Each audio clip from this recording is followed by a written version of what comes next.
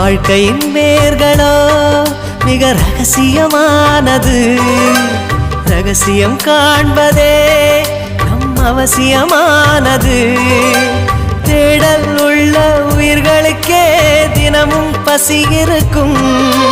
தேடல் என்பது உள்ளவரை வாழ்வில் ருசி இருக்கும்.